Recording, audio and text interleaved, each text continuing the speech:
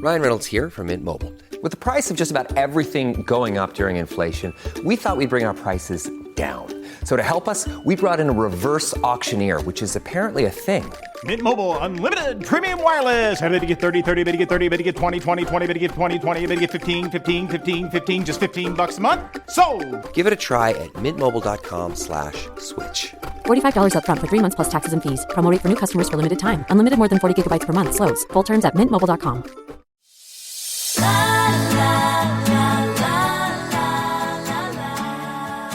Welcome to What She Said. I'm your host, Candace Sampson. As the calendar flips to December, it's natural for our thoughts to turn towards health and well-being, especially with those New Year's resolutions just starting to form in our heads.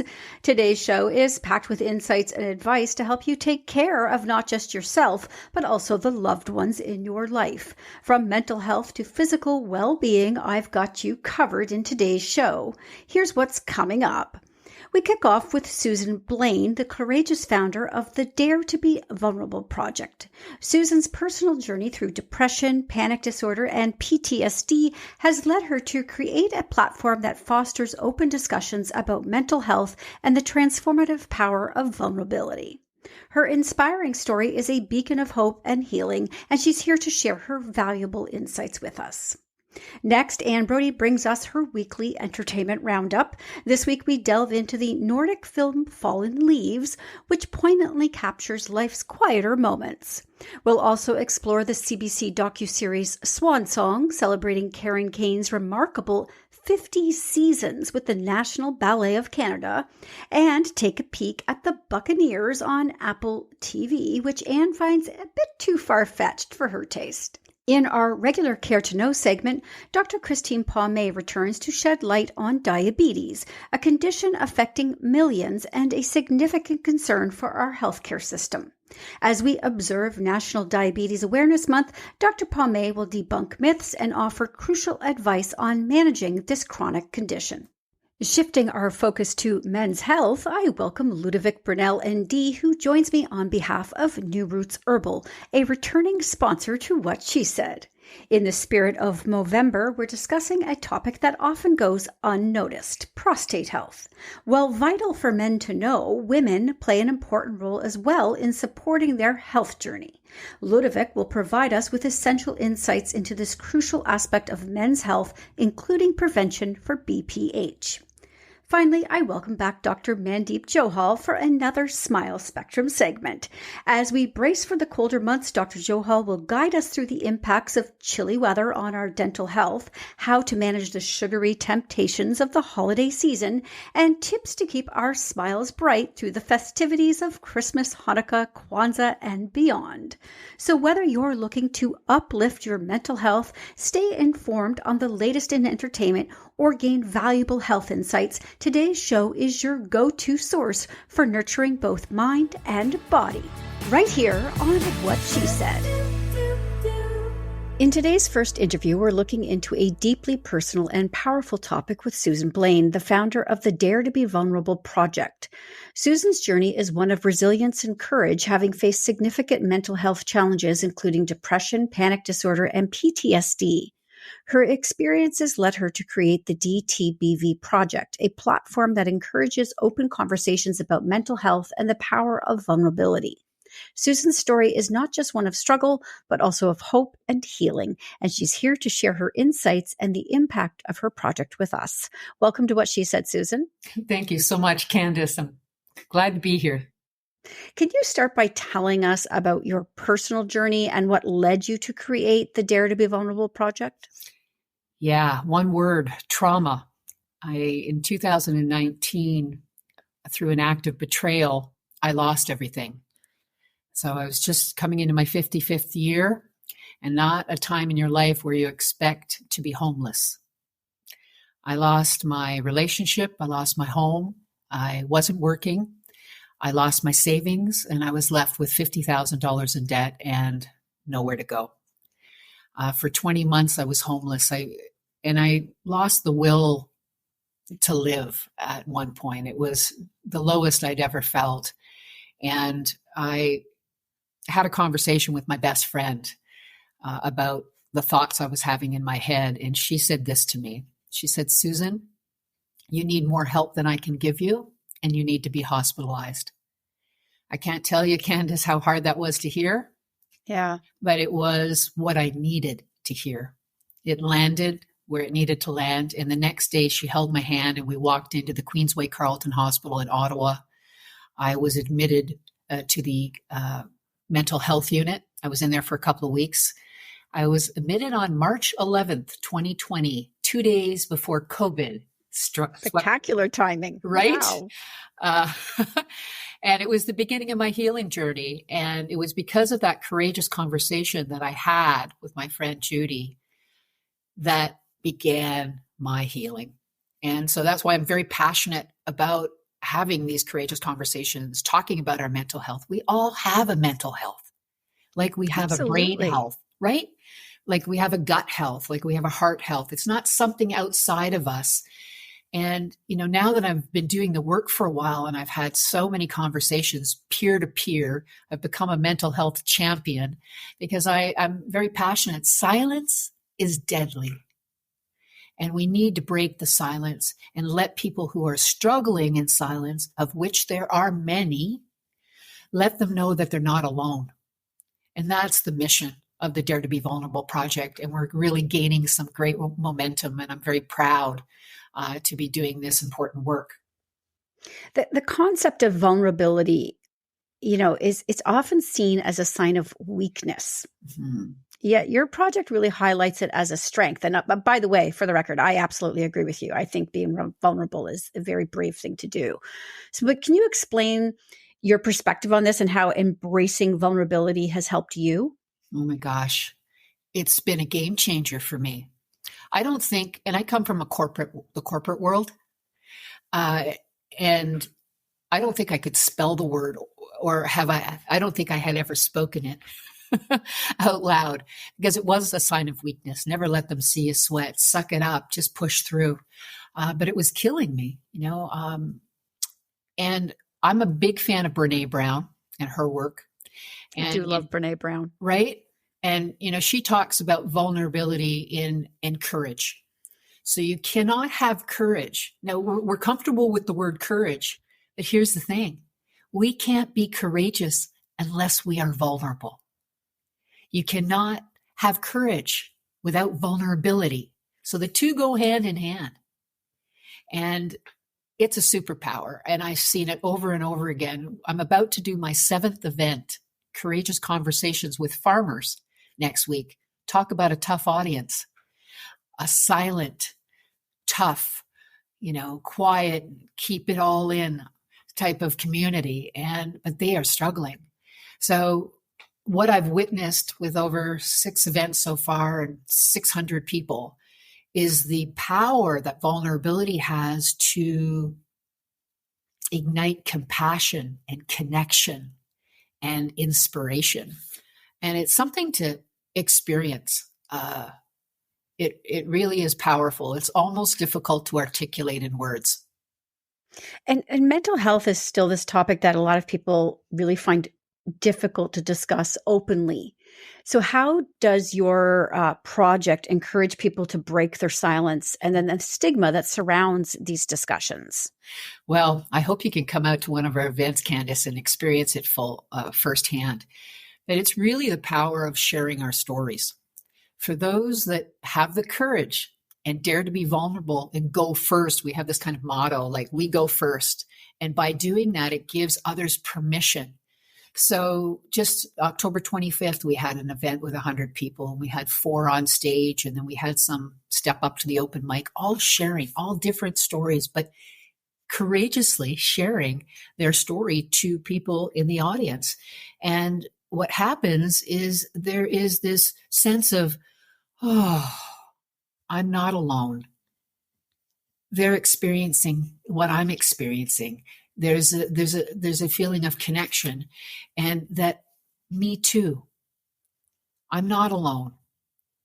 And it's community that's fostered. It's connection, and it doesn't matter your background. Mental health does not discriminate. It's a human thing. So it breaks down all of the barriers. There was so much diversity in that room a couple of weeks ago, and everybody was connecting and talking and relating to one another on that level, on that human level.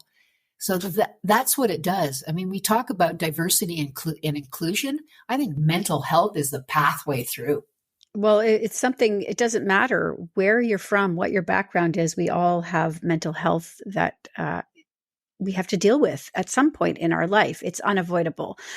So your platform encourages others to share stories. Like, could you maybe share some of the impact these stories are having on others? Well, I just got off the phone yesterday with somebody I was talking to because we're looking to roll out lunch and learns and workshops in the workplace. And she came out to the session and I said, so what did you think about the session, Kate? She said, well, I have to tell you, it felt heavy at times, emotional, but ultimately inspiring. She said, it stayed with me. And this was 3 weeks ago. She says, still to today. She said, I went into work 2 days later and wore my t-shirt because we have these t-shirts. I should have worn it today. And she said, and it started conversations with my colleagues. And she said, so Susan, I understand the work. It's just helping us to open up and break that silence within ourselves and with others. And it's had a tremendous impact in everybody. It's something we feel. It's palpable. And, you know, I was on a television the other day doing a bit of promotion for our event next week. And in both cases, the interviewer said, oh, well, we're hearing a lot about that. We hear that a lot. And I said, yes, we do. But guess what? We're not experiencing it enough. We're hearing about it, and that's not the same as experiencing it, putting it into action. And that's what this project is doing. It's encouraging and fostering these courageous conversations so that we can give permission for others to step in and rise up and maybe have a courageous conversation with someone that they trust and break their own silence. It's a big first step for so many. If somebody's listening and they want to take that first step, but they have trepidation, they're worried and scared, what would you say to them? Come on out to an event. Where are all your events? Are you running them strictly in the Ottawa area? Are you spread out over Ontario? Right now, it's been in Ottawa. We'll have our 7th event next week. And then we're doing one December 5th. We'll have done 8 this year. And we're lining up next year. I've been asked to come to Halifax and do one there. So I'm really excited because people are embracing it. I think there has never been a better time in the world for this work. This isn't new work, Candace, right? Stigma has been around a long time, but because of COVID and because of things that are happening in the world, we are paying more attention to our mental health. And we're starting to recognize our mental health as something that we all have and something that we need to pay attention to, and understanding that we can build a toolbox of things that we can do, practices and strategies and techniques to strengthen our mental health, especially when we're struggling. Absolutely. Susan, I love this. I love everything about the project, being vulnerable, getting out there, connecting with others. So I want people to be able to find you. Where's the best place for them to do that? daretobevulnerable.com. They can go to the website. They can see the work that we're doing. We're just working on expanding that. So a couple of months from now, there'll be a lot more to see. We've got some digital stories that are coming out of these courageous conversations so people can share them and allow those stories to have impact. And we're going to continue to have these community events. And on that website, you'll be able to see the upcoming events. They're all free, Candace. We keep these events free so they're accessible to all. And we rely on the community to help sponsor these events so that we can keep them free and accessible to everybody in the community. Fantastic. All right. Thank you, Susan, so much for joining me today. It's been a pleasure. Thank you for the opportunity, Candace.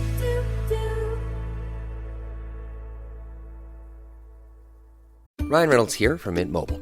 With the price of just about everything going up during inflation, we thought we'd bring our prices down. So to help us, we brought in a reverse auctioneer, which is apparently a thing. Mint Mobile Unlimited Premium Wireless. How to get 30, 30, bit to get 30, bit to get 20, 20, 20, bit to get 20, 20, bit to get 15, 15, 15, 15, just $15 a month? Sold! Give it a try at mintmobile.com/switch. $45 up front for 3 months plus taxes and fees. Promo rate for new customers for limited time. Unlimited more than 40 gigabytes per month. Slows full terms at mintmobile.com. Hi, I'm Steve Yerko. And I'm Tara Sands. Now available from Maji Media is our new podcast, 4Kids Flashback. 4Kids is the company who brought you the English dub of Pokemon in the late 90s and so many other shows like Yu-Gi-Oh!, Shaman King, Teenage Mutant Ninja Turtles, Kirby, the infamous One Piece dub, and so many more. We'll be talking to the people who worked at 4Kids. Actors, directors, writers, editors, producers, engineers, you get the point. And hopefully get the answers to questions both you and I have about the company. I actually worked there as a voice actor on some of the shows. And I was a kid watching the shows and remember way more than Tara does. And thank God for that. Steve is actually a professional storyboard artist, which gives some really unique insights into anime and animation. Subscribe today wherever you get your podcasts. That's the number 4Kids Flashback.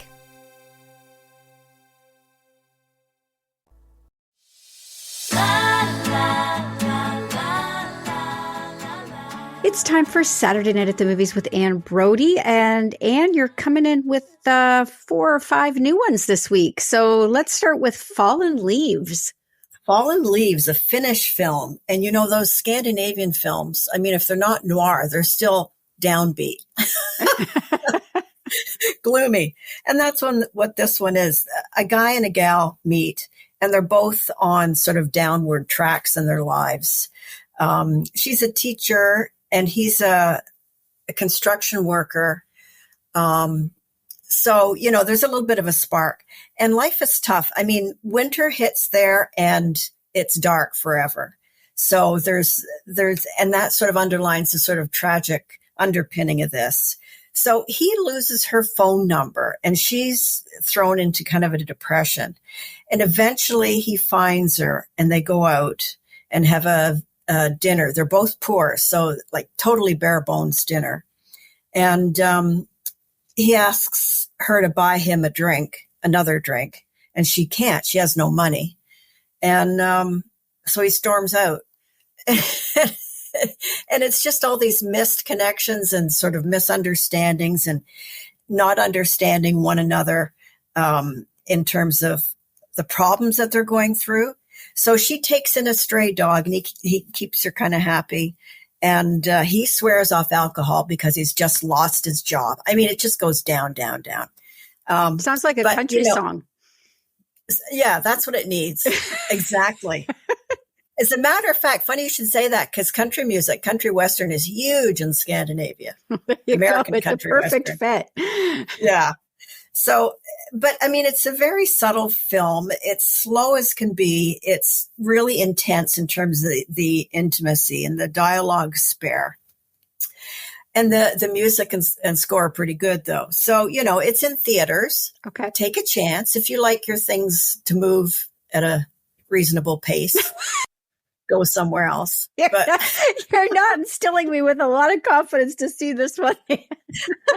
Okay, let's move on. Let's talk about Long Walk. Yeah. So this activist and model, Alexandra Orbeck Nilsson, and 2 Bushmen friends of hers, Kui and Comanche, go on a walk across 1,490 kilometers from the wilderness of Namibia to the ocean. And it's sort of a spirit and life-opening experience for them. And it's, you know, we should all do that kind of thing. We should all take the path less traveled, in this case, a long, hot, sandy route.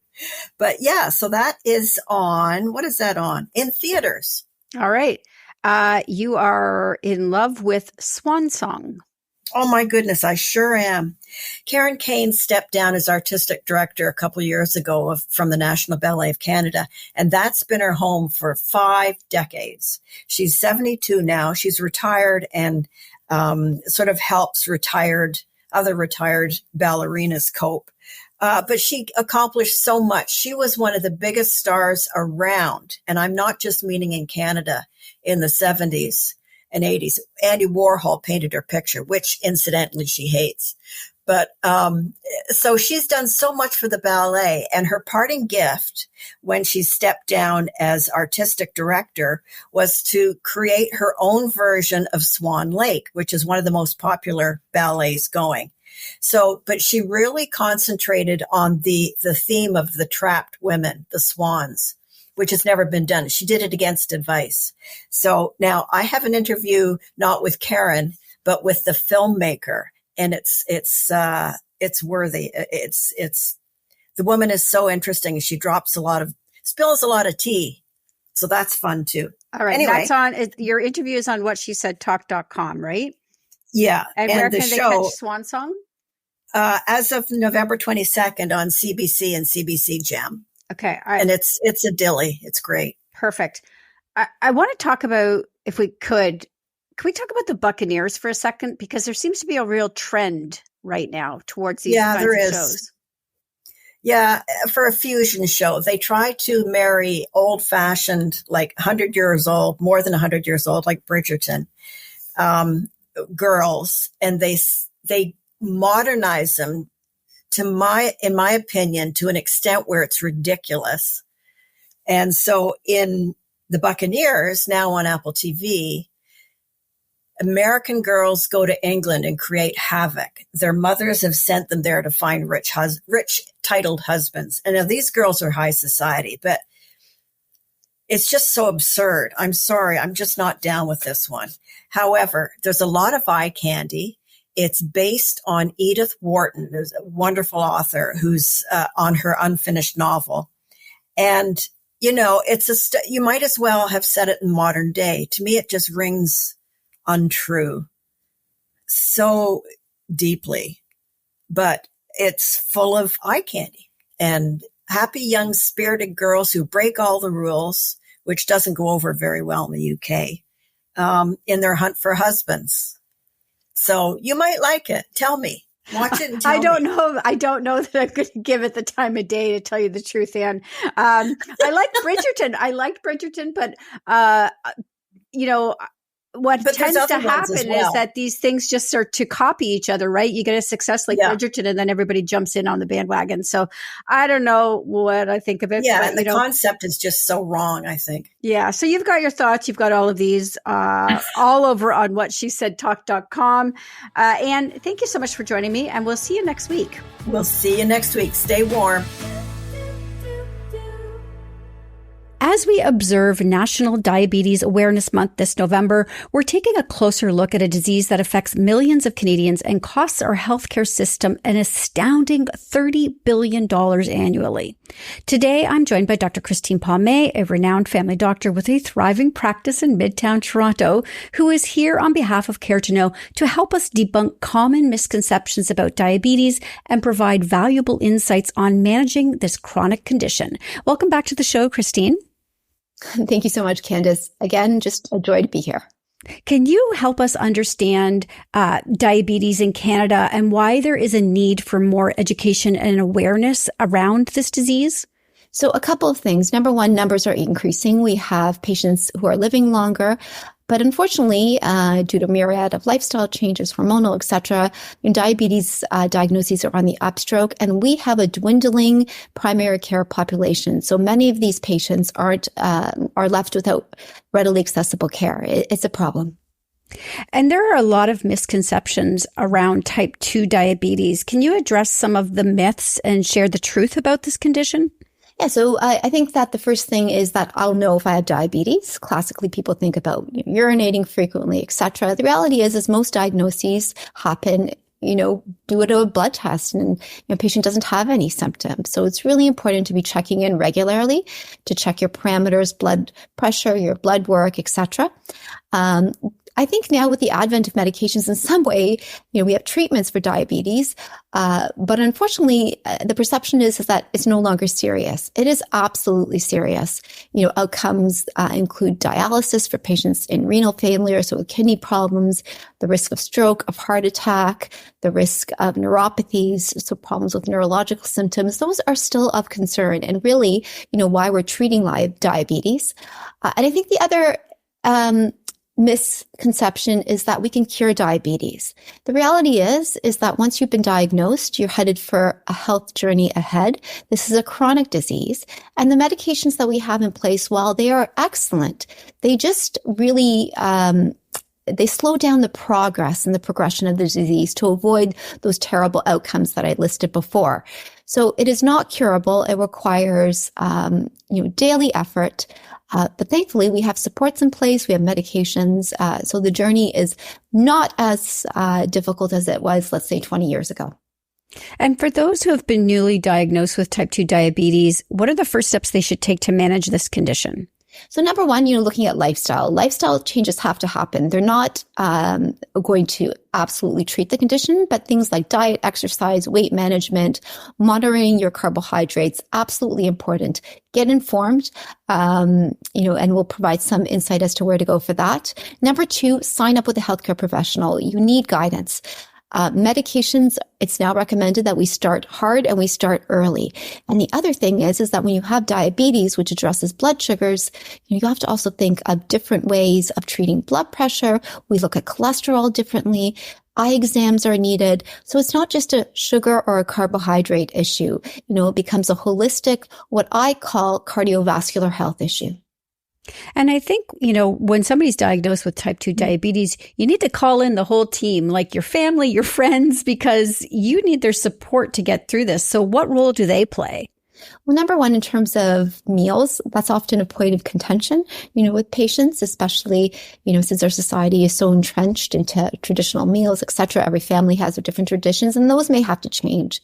And there's a rallying that needs to happen. As I mentioned, it's a chronic disease, so you need daily support to make sure that you're doing your exercises, counting your carbohydrates, taking your medications. It really does take a village. And what are the resources that Care to Know offers for Canadians who have type 2 diabetes? And I'm going to assume type 1 diabetes as well. Correct. So caretoknow.ca, please, for our listeners, log on, see what's available. It's a credible site. Input from medical professionals like myself. You sign up, it's free. You get emails instantaneously, with different types of health topics. And it is ever evolving. It obviously changes based on evidence and guidelines. Topics are being added. And as I've said before, it is currently right now the era of misinformation. And, we need to make sure that we are having a guide when browsing the web and getting health information from reputable, credible sites. I always tell my patients that information is empowering, misinformation can do harm. Yeah, it's funny. There was a video that went viral on TikTok a little while ago talking about, these things you could take to prevent wearing glasses. And this is not solid information. So avoid the TikTok videos for health advice. No, there's some things you can dabble in, but when it comes to your health, you need to go to resources and experts. So caretoknow.ca, sign up, and I'm going to say browse safely. All right. And I just want to let people know as well that you have a blog post up on whatshesaidtalk.com about this particular issue that people can go read if they want to go a little deeper on this topic. And thank you for joining me, and we'll have you back next month. See you soon.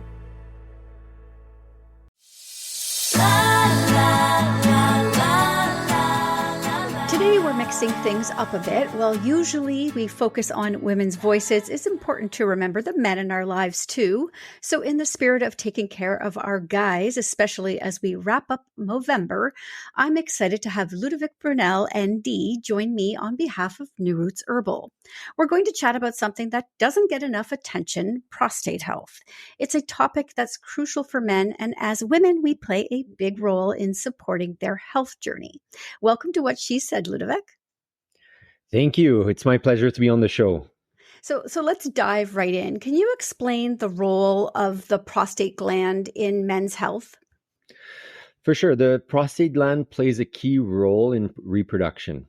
Basically, it produces a liquid that comes out with ejaculate, and it helps sperm survive and get to where it needs to go, or where they need to go to fertilize the egg, essentially. So very important for the male reproductive system. And BPH, or benign prostatic hyperplasia, if I said that correctly, Correct, yes. is a term that many might not be familiar with. So can you shed some light on what it is and how it impacts the prostate? For sure. It's one of the most common problems we see associated with the prostate. Although the name is a mouthful, BPH, basically, the name says it, the prostate gets bigger, hyperplasia. Essentially, what happens is that as men age, the cells within the prostate start to multiply. And that's what we call hyperplasia. And the cells in the prostate gland don't necessarily become larger, but there's more and more cells that accumulate. You can think of it like too many marbles inside of a balloon. So eventually the balloon starts to expand and stretch. This growth of the prostate means that the prostate can change in size, obviously. And for men in their 20s, usually the prostate is about the size of a walnut. But it starts to grow, and in the 40s, it's usually about the size of an apricot. And then in the 60s and onwards, as large as a kiwi. And of course, it can get much worse. And that's usually when we'll start to see some symptoms. And well, actually, that's a perfect segue into my next question. So what are some of the telltale signs that might indicate a man is dealing with an enlarged prostate, and how can it affect sort of his everyday life? Yeah, so the effect can be profound if the prostate grows significantly. Basically, it starts to expand in all directions. So it presses on structures that are just outside of it. And because it sits right below the bladder, it'll push up on the bladder. Through the prostate is the urethra. So the urethra is the tube basically that we use to empty our bladder. And so if it starts to compress on that, then it starts to affect the urethra and flow through the urethra. So the most common symptoms we typically see are increased frequency of urination. Because the prostate pushes on the bladder, it creates this pool. So it's very hard to empty the bladder fully. There's a weaker stream because the urethra is getting compressed. Urine doesn't flow out the way it used to, or the way it should. And of course, if the bladder doesn't empty properly, because some urine stays in the bladder, it really increases the risk of urinary tract infections. And of course, one of the key symptoms, and one of the ones that often brings men in and drives them to seek help, is waking up often at night to use the bathroom. And of course, that leads to poor sleep and poor quality of life, fatigue. And it's also often a huge disturbance for the partner as well, right? It can rival snoring as a factor for sleep deprivation. The other thing to know is it's very, very common. The latest statistics from Statistics Canada show that there's about 3.7 million men that currently suffer from BPH in Canada. Wow. As you mentioned, getting up in the middle of the night, and I think this is where the ladies are going to really tune into this. So if someone is showing those symptoms, like a weak urine stream or frequent trips to the bathroom, what should their next steps be? And how crucial is it to distinguish these symptoms from those of prostate cancer? So that's the key thing, obviously, because BPH, the prostate is growing. We also need to know if the symptoms are associated with benign growth, right? So, and prostate cancer, where we would have very similar, if not exactly the same symptoms. And so typically, as soon as some of those symptoms are present, we want to start looking at additional testing for the prostate. One of the key tests to look at is called the prostate specific antigen, which basically tells us how big the prostate is. And it's a simple blood test. So that would be one of the things to do to rule out cancer. So when it comes to treating BPH, then what are the usual routes to take? And are there any side effects that men should be aware of if they're pursuing these treatments? Yeah, so in terms of the conventional Western care, there's two prescription drugs that are basically recommended or used in those types of conditions. One is a muscle relaxer, and the other one inhibits the action of an enzyme that basically makes testosterone more potent, and testosterone causes growth of prostate cells. So we block that enzyme. Those medications, though, affect hormones, and because they affect the hormones, their product monographs clearly shows that there can be significant side effects, and a lot of men will experience these, especially when they first start the medication, and they include decrease in libido, erectile dysfunction. It can also affect mood and lead to problems like depression and anxiety. What about prevention then? Are there ways to prevent? I mean, it sounds like this happens naturally over time, but are there ways to prevent it from becoming problematic in your life? Are there supplements and things like that people can take to help? For sure. There's supplements that are effective both at preventing the excessive growth of the prostate, but also that have been shown to be effective if someone suffers from symptoms of BPH. Probably the most well-known is saw palmetto extract. And we know that the fat in the saw palmetto plant improves urinary tract symptoms in several ways. They have an action via hormones, and they also decrease inflammation.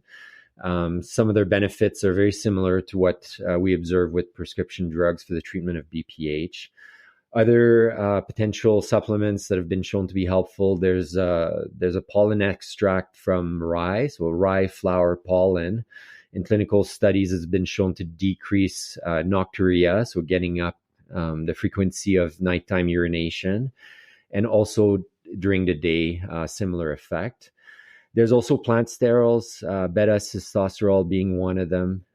They're potent anti-inflammatory compounds, and they also play a role on hormones, especially the balance of androgens, and so those can also be very helpful. You mentioned anti-inflammatories, and I'm curious, how much of an impact can diet have on prostate health? Well, as for anything really, the prostate benefits from a healthy diet. Some of the key things that we know help to promote overall health, but also the health of the prostate. Eating well, meaning lots of vegetables, not too much processed food. Maintaining a healthy weight is really important when it comes to the prostate. Regular exercise, not smoking, obviously avoiding tobacco products, and then alcohol is also problematic if it's overconsumed. All right, wonderful. Ludovic, it's been great having you on the show. Where can people find you? They can find me through my website, drludobrunel.com. And so that would be probably the easiest way. Thank you so much for shedding light on a topic that's so important for the men in our lives. And to my listeners, remember, taking care of your health and the health of your loved ones is key. If you or someone you know is experiencing any of the symptoms, don't hesitate to seek medical advice. And for those interested in natural solutions, check out New Roots Herbal's Prostate Perform at your local health food store. Thank you again, Ludovic, for joining me today on What She Said. Thank you. The pleasure was mine.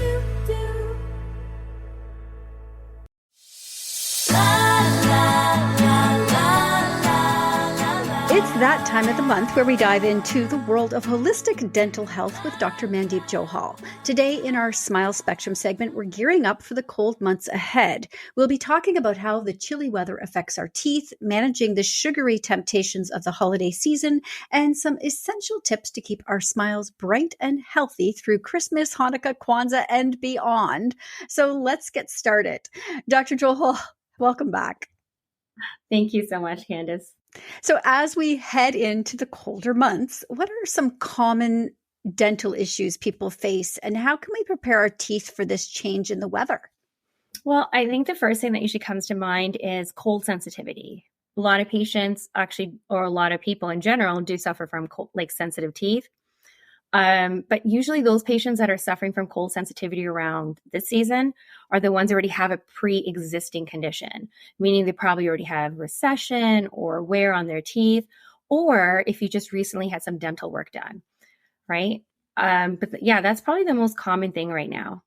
And, the holidays are synonymous, obviously, with sweet treats, the specialty coffees we buy, all the chocolates and the cookies. So can you talk about the impact of those holiday feasts on our dental health and how can we enjoy them responsibly? Because please tell me you're not going to tell us to cut it right off. Oh gosh, no, I could never do that to myself, or my kids, or my family.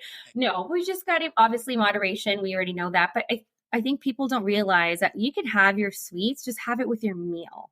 Because when you have it with your meal, because the problem is with the sweets, we're just snacking throughout the day.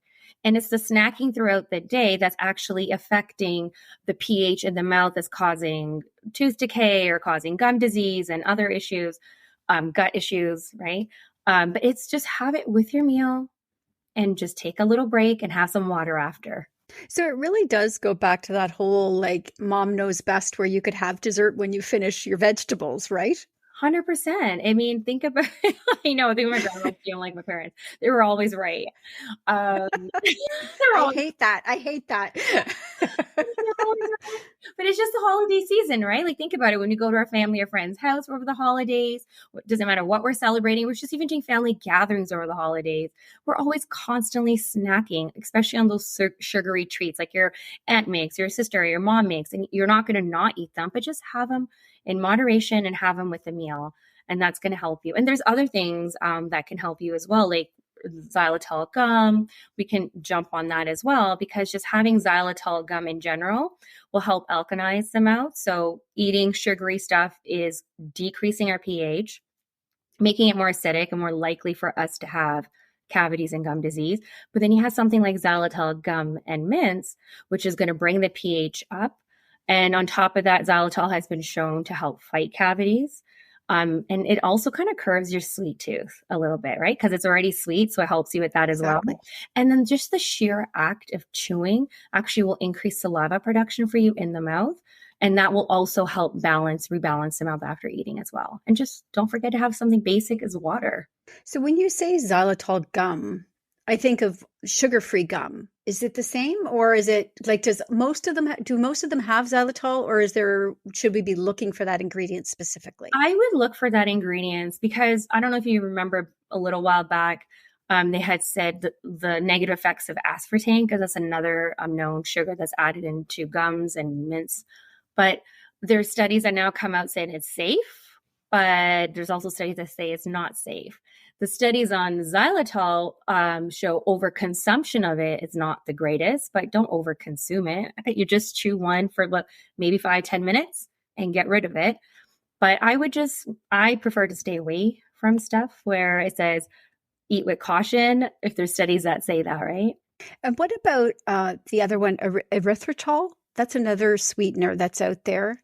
I don't like alcohol sugars. If you do the research on that as well, it's not just for the teeth, but really for the gut.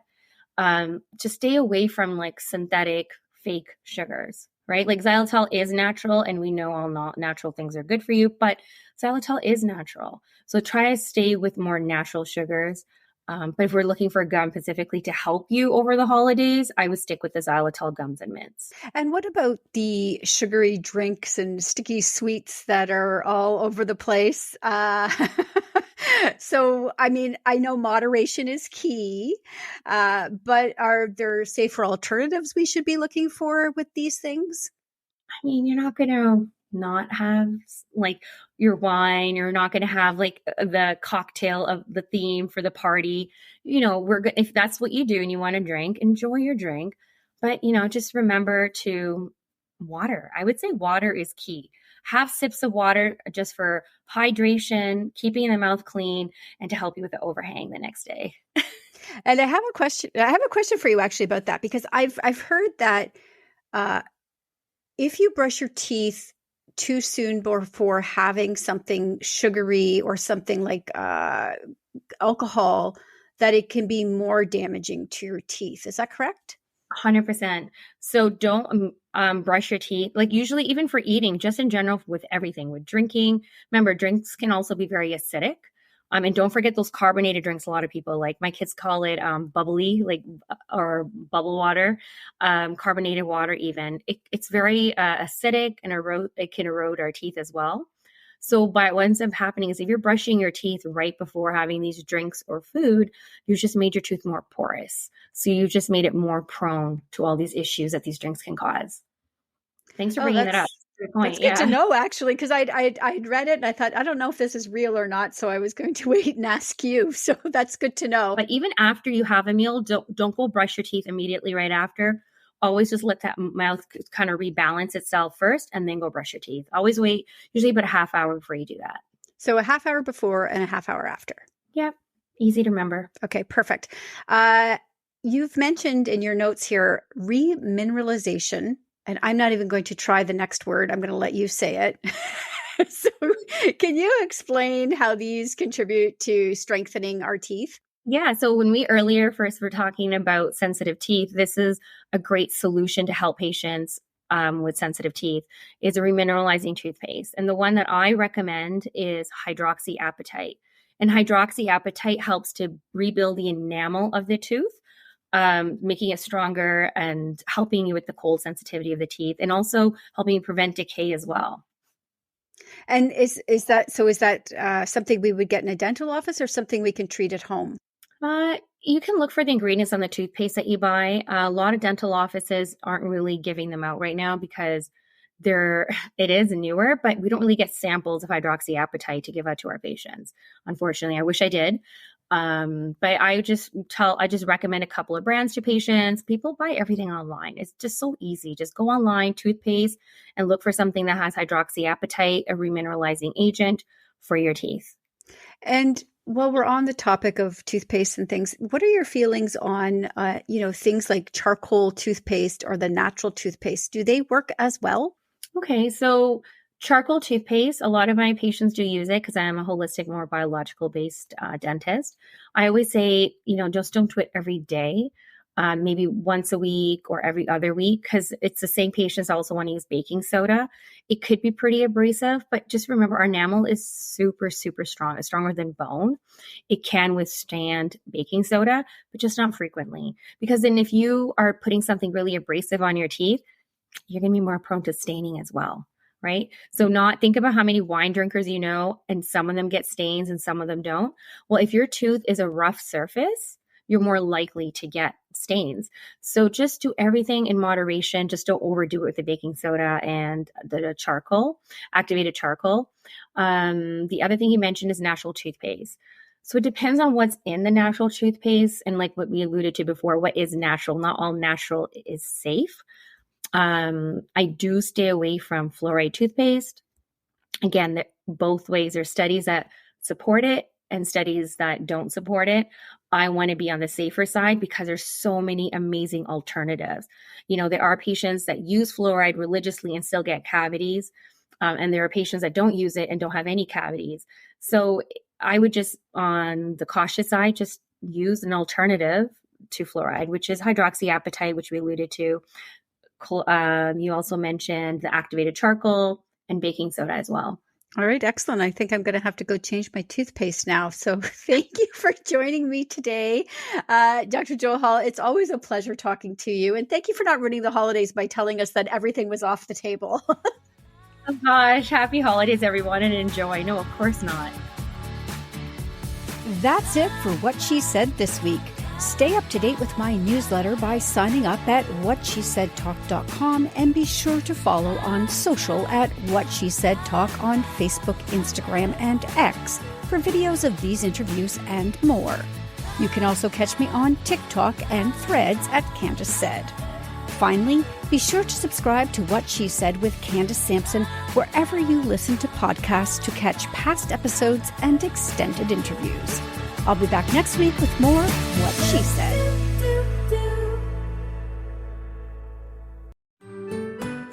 I'm Andrea Askowitz. And I'm Allison Langer. And we are the hosts of Writing Class Radio, a podcast, but we are so much more. we have writing classes. So if you are looking for live online classes where you can join a community, write to a prompt, get feedback, and get better, check out all our classes at writingclassradio.com. And listen to our podcast wherever you get your podcasts and at writingclassradio.com.